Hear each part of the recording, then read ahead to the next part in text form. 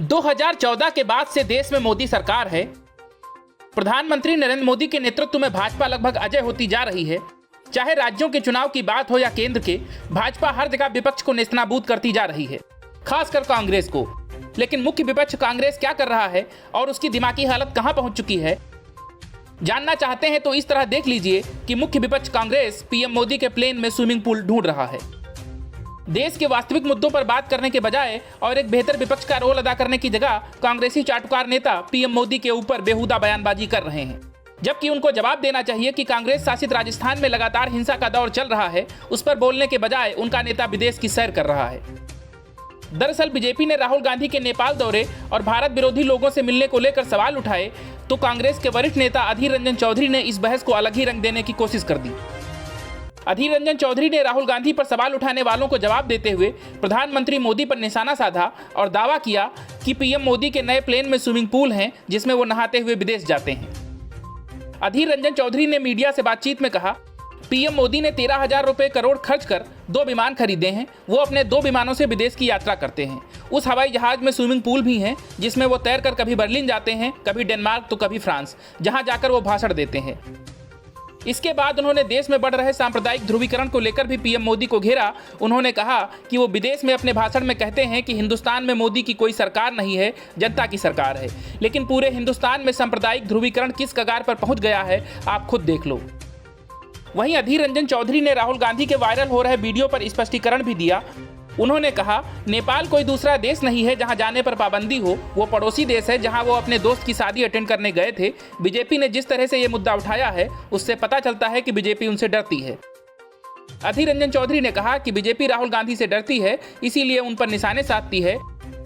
राहुल गांधी नेपाल में अपनी दोस्त की शादी अटेंड करने गए थे और इसके लिए उन्होंने अपनी जेब से रुपये खर्च किए हैं। Bureau news, news of India.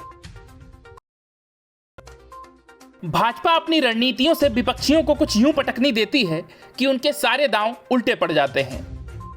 Modi और शाह के युग की भाजपा की यही खास बात है कि वो अपने पत्ते सबसे बाद में खोलती है और सामने वाले को चारों खाने चित कर देती है। ठीक यही हुआ है गुजरात में।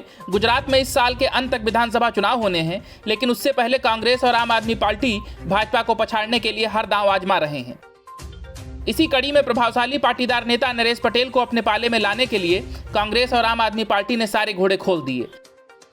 कांग्रेस ने जहां अपने कार्यकारी अध्यक्ष हार्दिक पटेल की बलि तक दे दी, वहीं आम आदमी पार्टी ने भी नरेश पटेल को अपने पक्ष में करने के लिए मुख्यमंत्री बनाने के लालच सहित कोई कोर कसर नहीं छोड़ी। लेकिन भाजपा ने अपने एक दांव से इन दोनों पार्टियों को चित कर दिया है और अब माना जा रहा है कि नरेश पटेल राज्य में सत्ताधारी भारतीय जनता पार्टी में शामिल हो सकते हैं।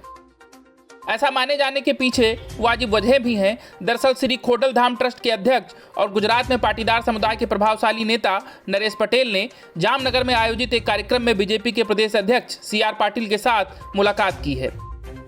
गुजरात में लेउआ पटेल समुदाय के नेता नरेश पटेल पिछले कुछ दिनों से लगातार बीजेपी के अलग अलग नेताओं से मुलाकात कर रहे हैं। नरेश पटेल की 2 दिन पहले बीजेपी के 4 विधायकों के साथ बैठक हुई थी। अब उनकी बीजेपी के प्रदेश अध्यक्ष के साथ इस मुलाकात और बातचीत के बाद उनके बीजेपी में शामिल होने की अटकलें जोर पकड़ रही हैं।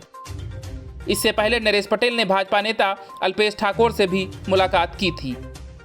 हालांकि नरेश पटेल से जब इस संबंध में सवाल किया गया तो उन्होंने कहा कि बीजेपी अध्यक्ष के साथ कोई भी राजनीतिक चर्चा नहीं हुई। कौन सी पार्टी से जुड़ेंगे, इस सवाल पर उन्होंने कहा कि अभी यह तय नहीं हुआ है, जब कुछ तय होगा तब जानकारी दी जाएगी। लेकिन दूसरी तरफ बीजेपी नेताओं ने कहा कि जल्द ही प्रदेश की जनता को कोई अच्छी खबर मिलेगी। गौरतलब है कि नरेश पटेल सोनिया गांधी से मिलने के लिए दिल्ली भी गए थे, लेकिन उनकी सोनिया के साथ मुलाकात नहीं हो पाई थी और वे चुनावी रणनीतिकार प्रशांत किशोर से मुलाकात के बाद वापस लौट आए थे। इसी के बाद से अटकलें और जोर पकड़ रही हैं कि नरेश कांग्रेस के साथ न जाकर भाजपा के साथ जाएंगे।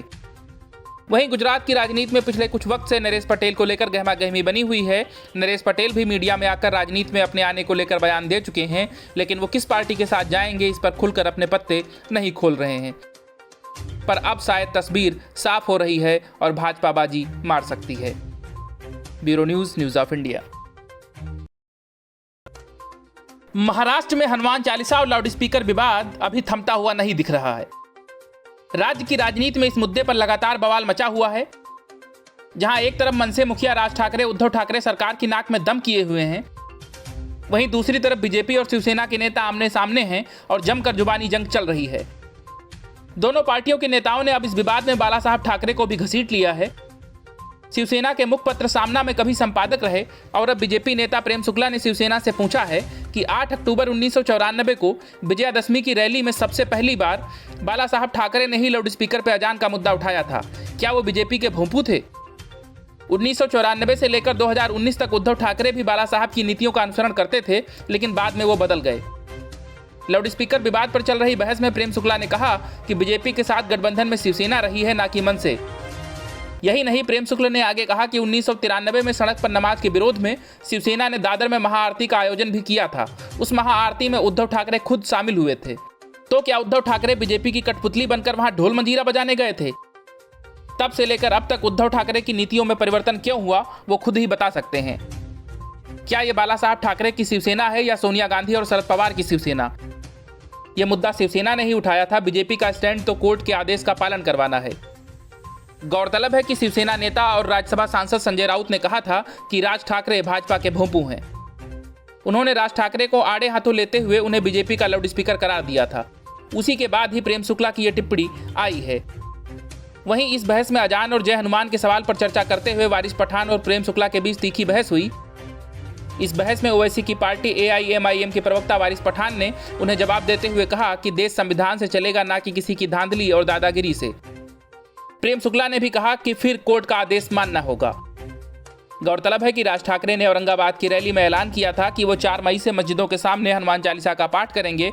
उसके बाद से उन पर केस भी दर्ज हो चुका है। शिवसेना को शिकंजे में लेने के लिए राज ठाकरे ने दिवंगत बाला साहब ठाकरे का एक पुराना वीडियो साझा किया। इसमें उन्हें लाउड स्पीकर उतारने की बात कहते हुए सुना जा सकता है। वीडियो के अनुसार बाला साहब ठाकरे कह रहे हैं कि जिस दिन उनकी सरकार इस महाराष्ट्र में आएगी, उस दिन हम रास्ते पर नमाज पढ़ने नहीं देंगे। धर्म ऐसा होना चाहिए जो राष्ट्र के विकास के बीच ना आए। हमारे हिंदू धर्म का उपद्रव होगा तो उन्हें आकर बताएं, वो उसका बंदोबस्त करेंगे। Bureau news, news of India. Punjab विधानसभा चुनाव में करारी हार के बाद कांग्रेस के भीतर जो आंतरिक कलह और गुटबाजी शुरू हुई थी, सारी कोशिशों के बाद भी उसे ना थमता देख अब कांग्रेस शीर्ष नेतृत्व ने कई वरिष्ठ और पुराने चेहरों को ठिकाने लगाने का मन बना लिया है। इनमें कांग्रेस के पूर्व अध्यक्ष नवजोत सिंह सिद्धू और सुनील जाखड़ व पूर्व मुख्यमंत्री चरणजीत सिंह चन्नी भी शामिल हैं। साथ ही अब महत्वपूर्ण जिम्मेदारियां नए कंधों पर डाली जाएंगी। पूर्व PCC चीफ सुनील जाखड़ पर अनुशासनात्मक कार्रवाई की जा चुकी है। हाईकमान ने साफ कर दिया है कि जाखड़ को भविष्य में पार्टी का कोई पद नहीं दिया जाएगा। वहीं बड़बोले नवजोत सिंह सिद्धू का मामला भी अनुशासन समिति में है और उनके खिलाफ सख्त कार्रवाई तय है। उनके खिलाफ भी हाईकमान कोई नरमी नहीं बरतना चाहता है। जबकि दूसरी ओर पूर्व CM चरणजीत सिंह चन्नी से भी अब पार्टी दूरी बनाने लगी है। चन्नी इस विधानसभा चुनाव में पार्टी के CM फेस थे, लेकिन वो अपनी दोनों में से कोई भी विधानसभा सीट नहीं जीत सके। इसीलिए पंजाब में कांग्रेस शीर्ष नेतृत्व नई रणनीति के तहत फूंक फूंक कर कदम आगे बढ़ा रहा है। उसका सबसे पहला कदम उन लोगों को ठिकाने लगाने का है जो पार्टी की हार की प्रमुख वजह बने और लगातार अपने बयानों व गुटबाजी से पार्टी की किरकिरी करा रहे हैं। इनमें सबसे पहला नाम सुनील जाखड़ का है। चन्नी के खिलाफ बयान देकर फंसे जाखड़ के खिलाफ एक्शन लिया जा चुका है। जाखड़ पर एक्शन लेते हुए हाईकमान ने साफ भी किया कि भविष्य में जाखड़ को प्रदेश में पार्टी की कोई जिम्मेदारी नहीं दी जाएगी। हालांकि जाखड़ भी इस बात को समझ चुके हैं और PM मोदी से व्यक्तिगत संबंधों का हवाला देकर बीजेपी से जुड़ने की जुगत में हैं। उधर अपने बड़बोले बयानों से हर बार पार्टी को मुश्किल में डालने वाले नवजोत सिंह सिद्धू के खिलाफ भी कार्रवाई तय मानी जा रही है। उनका मामला अनुशासन समिति के पास है और जल्द ही कार्रवाई तय है। वहीं इस बात के संकेत हैं कि सिद्धू भी अब नरम नहीं है। 12 घंटे पहले ट्विटर पर उनकी बातों से साफ होता है कि वे झुकेंगे नहीं। सिद्धू ने लिखा, अपने खिलाफ बातें मैं अक्सर खामोशी से सुनता हूं, जवाब देने का हक मैंने वक्त को दे रखा है। वहीं कांग्रेस हाईकमान ने विधानसभा चुनाव से पहले चरणजीत सिंह चन्नी को सिराखों पर बैठाया था, लेकिन चन्नी ने पार्टी को तो हरवाया ही, साथ ही अपनी नैया भी डुबा ली। चन्नी दोनों विधानसभा सीटों में से एक भी सीट जीतने में कामयाब नहीं रहे। इसीलिए पंजाब के नए कप्तान अमरिंदर सिंह राजा वडिंग की नई टीम में ना ही पूर्व CM चन्नी और ना ही उनके किसी भी करीबी को जगह मिली है। बताया जा रहा है कि पार्टी की किसी भी रणनीति में उनको शामिल नहीं किया जा रहा है। ऐसे में साफ है कि कांग्रेस हाईकमान इस बार गुटबाजी से दूर रहकर पंजाब में अमरिंदर सिंह राजा की अगुवाई में नई टीम की तैयारी कर रही है और इस टीम से इतर चन्नी, जाखड़ और सिद्धू तीनों वरिष्ठ नेता ठिकाने लगाए जा चुके हैं। Bureau news, news of India. Paschim Bangal से पूर्व भाजपा सांसद और केंद्रीय मंत्री बाबुल सुप्रियो जब ममता बनर्जी की पार्टी तृणमूल कांग्रेस यानी टीएमसी में शामिल हुए थे तो ख्वाब यही थे कि माननीय बनकर सत्ता की मलाई चाटेंगे। लेकिन विधायक बनने के बाद भी उनके दिन बहुरे नहीं हैं। भाजपा में रहते हुए सांसद थे और केंद्रीय मंत्री भी रहे, लेकिन एक पद के लालच में उनके कार्यकर्ताओं के साथ हिंसा करवाने वाली की पार्टी में शामिल हो गए और किनारे लगे हुए हैं। दरअसल पश्चिम बंगाल की बालीगंज विधानसभा सीट से विधायक बाबुल सुप्रियो अभी तक शपथ नहीं ले पाए हैं और ना ही उनके जल्द लेने की कोई उम्मीद है, क्योंकि इसके पीछे वजह है विधानसभा स्पीकर विमान बनर्जी और राज्यपाल जगदीप धनखड़ के बीच जारी खींचतान। इसको लेकर राज्य में सियासत गरमाई हुई है। राज्यपाल ने 30 अप्रैल को संविधान के अनुच्छेद 188 का हवाला देते हुए डिप्टी स्पीकर आशीष बनर्जी को जिम्मेदारी सौंपी थी, जिसमें कहा गया कि विधानसभा के नए सदस्यों को राज्यपाल के सामने शपथ लेनी चाहिए। परंपरा के अनुसार यह हमेशा विधानसभा स्पीकर का कार्यक्षेत्र रहा है, लेकिन राज्यपाल ने पिछले साल से विमान बनर्जी को शपथ दिलाने की अनुमति देने से इनकार कर दिया है। वहीं आशीष बनर्जी ने राज्यपाल के निर्देशों को मानने से इनकार कर दिया। उनका कहना था कि केवल स्पीकर की अनुपस्थिति में ही डिप्टी स्पीकर कार्य कर सकते हैं। उन्होंने कहा, अगर मुझे राजभवन से कोई आदेश मिलता है तो मैं यह कहते हुए उनको वापस लिखूंगा कि अध्यक्ष की मौजूदगी में मैं सुप्रियो को पद एवं गोपनीयता की शपथ नहीं दिला पाऊंगा। दूसरी तरफ संसदीय कार्य मंत्री पार्थ चटर्जी और विमान बनर्जी ने इस विवाद का हल निकालने के लिए मुलाकात की, जबकि बाबुल सुप्रियो ने भी राज्यपाल जगदीप धनखड़ से अपील करते हुए कहा कि वे विधानसभा स्पीकर को शपथ दिलाने की अनुमति दें। हालांकि राज्यपाल ने संविधान का हवाला देते हुए बाबुल सुप्रियो के अनुरोध को अस्वीकार कर दिया। वहीं धनखड़ ने यह भी कहा कि विधायक चुने जाने के 11 दिन बाद बाबुल सुप्रियो 27 अप्रैल को शपथ ग्रहण समारोह पर चर्चा करने के लिए विमान बनर्जी से मिले थे, जबकि संविधान के अनुसार पूर्व केंद्रीय मंत्री को पहले उनसे संपर्क करना चाहिए था।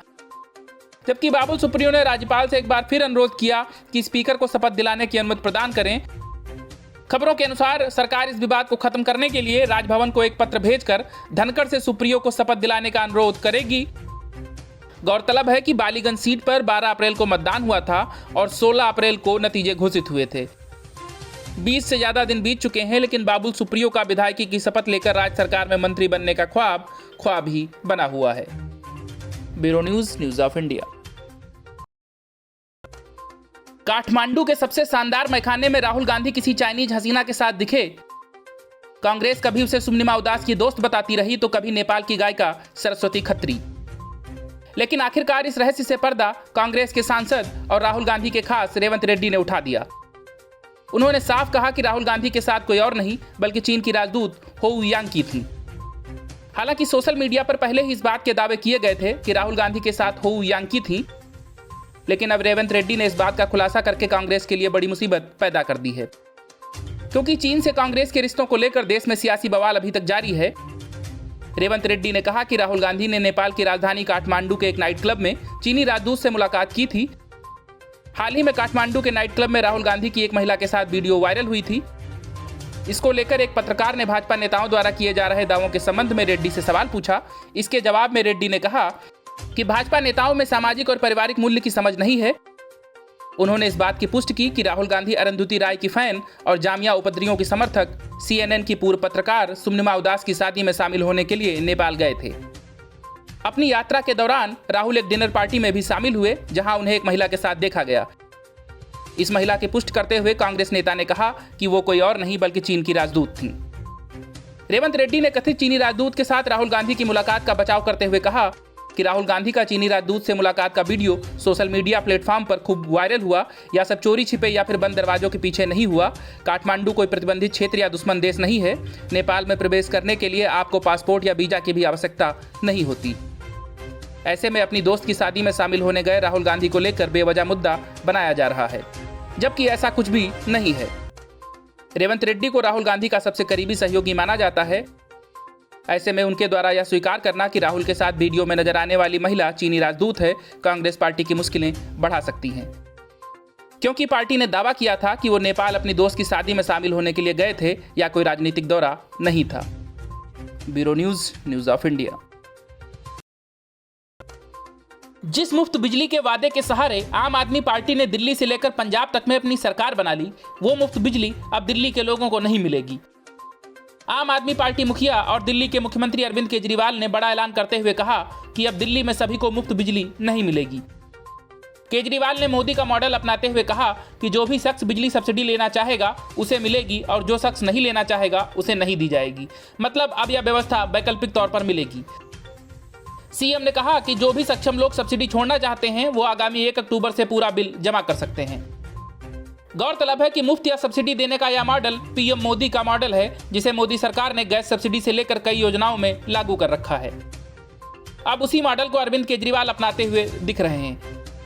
केजरीवाल ने कहा है कि दिल्ली में अभी जो बिजली पर सब्सिडी दी जाती है उसमें बदलाव किया जाएगा। 1 अक्टूबर 2022 से सब्सिडी उन्हीं लोगों को दी जाएगी जो इसकी मांग करेंगे।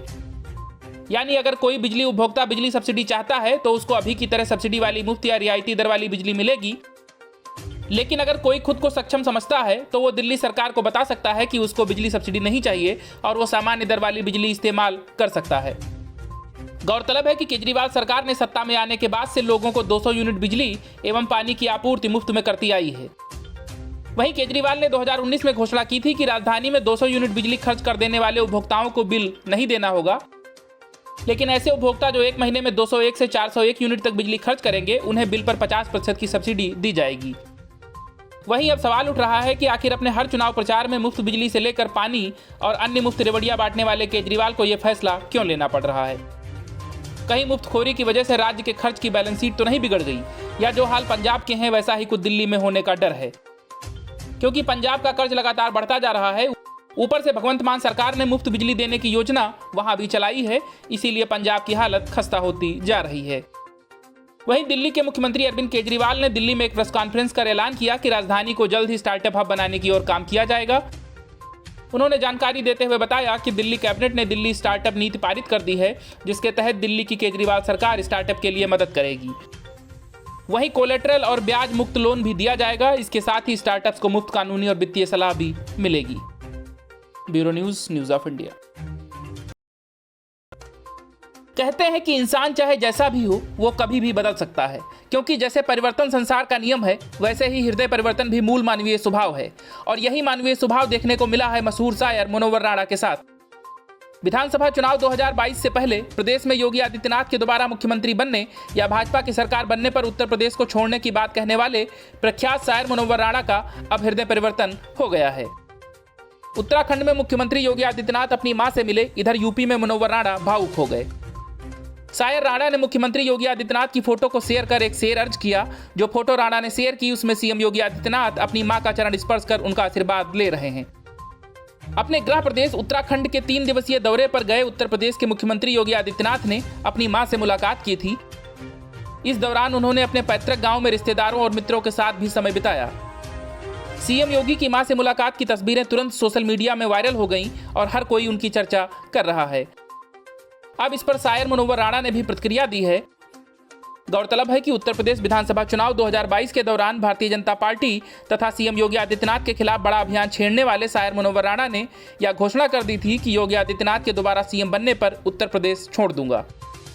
उस समय खासे चर्चित रहे शायर मनोहर राणा के मुख्यमंत्री योगी आदित्यनाथ को लेकर अब इस शायरी के अलग अलग मायने मतलब निकाले जा रहे हैं।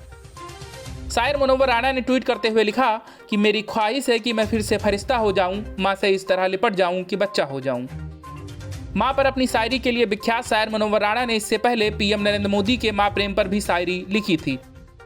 वहीं मनोहर राणा ने कहा है कि योगी अपनी मां से मिलने अपने गांव गए हैं, अपने मां के आंचल के नीचे खड़े हुए हैं। जाहिर सी बात है हमने पूरी जिंदगी की इबादत की है, मां से मोहब्बत की है। मुझे मां से मोहब्बत करने वाले लोग अच्छे लगते हैं।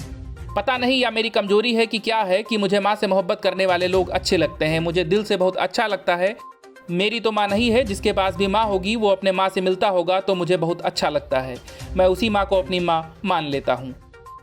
इस दौरान उन्होंने सीएम योगी के मां से मुलाकात पर एक शायरी भी पढ़ी। शायर राणा ने कहा कि हमने योगी के लिए ये लिखा है, बुलंदियों का बड़े से बड़ा निशान छुआ है, उठाया गोद में मां ने तब आसमान छुआ है। Bureau news of India. Paschim Bangal के 2 दिवसीय दौरे पर अमित शाह क्या गए, सीएम ममता बनर्जी को मिर्ची लग गई। वैसे जब भी कोई ममता बनर्जी सरकार की पोल खोलता है ममता बनर्जी गुस्से में तमतमा जाती हैं। दरअसल केंद्रीय गृह मंत्री अमित शाह पश्चिम बंगाल के दौरे पर हैं और उन्होंने सिलीगुड़ी में रेलवे संस्थान के खेल मैदान में जनसभा को संबोधित किया। इस दौरान शाह ने पश्चिम बंगाल की मुख्यमंत्री ममता बनर्जी पर जमकर हमला बोलते हुए उनकी नाकामियों का कच्चा चिट्ठा जनता के सामने रख दिया। फिर क्या था, राज्य की मुख्यमंत्री ममता बनर्जी बिफर गईं और धमकी तक देने लगीं। अमित शाह ने कहा कि ममता बनर्जी ने आर्थिक तौर पर बंगाल को कंगाल कर दिया है। उन्होंने कहा कि उत्तर बंगाल में ममता ने हमेशा अन्याय किया है। उत्तर बंगाल में मेट्रो कारपोरेशन नहीं बनाया गया। भाजपा शासित राज्यों में पेट्रोल 105 रुपए में मिल रहा है, लेकिन बंगाल में पेट्रोल 115 रुपए में मिल रहा है। पूरे बंगाल के लोगों को आयुष्मान भारत का फायदा नहीं मिल रहा है। शाह ने कहा कि ममता मोदी से डरकर आयुष्मान का फायदा लागू नहीं कर रही हैं। अमित शाह के बयान के बाद ममता बनर्जी ने धमकी भरे अंदाज में कहा कि अमित शाह को आग से नहीं खेलना चाहिए। गृह मंत्री के रूप में शाह ने सीबीआई को छापेमारी के लिए मजबूर कर दिया। उन्होंने ईद के दिन भी लोगों को बधाई नहीं दी। वे लोगों के वोटों से गृह मंत्री और प्रधानमंत्री बन गए, और क्या अब वे नागरिक नहीं हैं? ममता ने आगे कहा, अमित शाह राजनीतिक चीजें करने की साजिश रच रहे हैं। ऐसा कभी नहीं होगा। बीएसएफ को राज्य प्रशासन करने के लिए मत कहो। आपका कर्तव्य है शांति बनाए रखना, ना कि राजनीतिक जटिलता बढ़ाते जाना। शाह को नागरिक के रूप में सम्मान करती हूं, हालांकि आपके बारे में बहुत सी बातें मुझे पता हैं। वहीं अमित शाह ने जनसभा को संबोधित करते हुए कहा कि राशन हम भेजते हैं, ममता अपना फोटो लगाकर प्रचार करती हैं। मोदी जी ने 2 साल से देश के 80 करोड़ लोगों को मुफ्त राशन दिया है, ममता उस पर अपना फोटो चिपका कर प्रचार करती हैं। सीएए पर बोलते हुए शाह ने कहा कि तृणमूल कांग्रेस समझती है कि सीएए कानून जमीन पर लागू नहीं होगा। हम बता दें कि कोरोना काल खत्म होते ही सीएए को जमीन पर लागू करेंगे। सीएए वास्तविकता था, है और रहेगा। उन्होंने कहा, ममता दीदी, आपकी पार्टी उत्तर बंगाल की जनसांख्यिकी को बदलना चाहती है। हम ऐसा होने नहीं देंगे। जब भी देश भर में कोई घटना होती है तो ममता बनर्जी एक प्रतिनिधिमंडल भेजती हैं, लेकिन उन्होंने बीरभूम में एक भी प्रतिनिधिमंडल क्यों नहीं भेजा, जहां 8 महिलाओं और 1 बच्चे को जिंदा जला दिया गया? क्या वे आपके लोग नहीं हैं? ममता के राज में हिंसा लगातार जारी है। बंगाल की जनता ने तीसरी बार सीएम ममता बनर्जी को जनादेश दिया। हमें लगा कि दीदी बेहतर हो जाएंगी, लेकिन भ्रष्टाचार, सिंडिकेट और भाजपा कार्यकर्ताओं की हत्याएं अभी रुकी नहीं हैं। ममता दीदी को यह नहीं सोचना चाहिए कि भाजपा वापस नहीं लड़ेगी। उन्होंने कहा कि मेरे कार्यकर्ताओं, डरना मत, हम अंत तक लड़ेंगे। वहीं अमित शाह के आरोपों पर ममता बनर्जी ने कहा कि बीजेपी हर रोज लड़ रही है। अमित शाह से पूछो कि दिल्ली, यूपी और एमपी में क्यों नहीं देखते हैं। वो गृह मंत्री हैं। बीजेपी अलगाव करना चाहती है। उन्होंने बीजेपी और सीपीएम का गठबंधन बताया। वे दिलों को बांटना चाहते हैं। बीजेपी चाहती है कि हिंदुओं और मुसलमानों का तलाक हो, जैसा कि अलीपुरद्वार और राजवंशी के बीच हुआ। उन्होंने देश में क्या किया है? ममता ने आगे कहा कि सीएए आपका प्लान है जो कि लैप्स हो गया। वे इसे संसद में क्यों नहीं ला रहे हैं? उन्हें अपने मंत्रियों से पूछना चाहिए। बीजेपी 2024 में नहीं आएगी। हम नहीं चाहते कि किसी भी नागरिक का अधिकार घुमावदार हो। पश्चिम बंगाल में चुनाव के 1 साल बाद वो आए हैं, उन्हें अपना चेहरा छिपाना चाहिए था। ममता ने आगे कहा कि वो बीएसएफ के राजनीतिकरण करने के लिए आए थे। वहीं राष्ट्रपति चुनाव के बारे में ममता ने कहा कि मुझे राष्ट्रपति चुनाव के बारे में कुछ भी नहीं पता। Bureau news of India.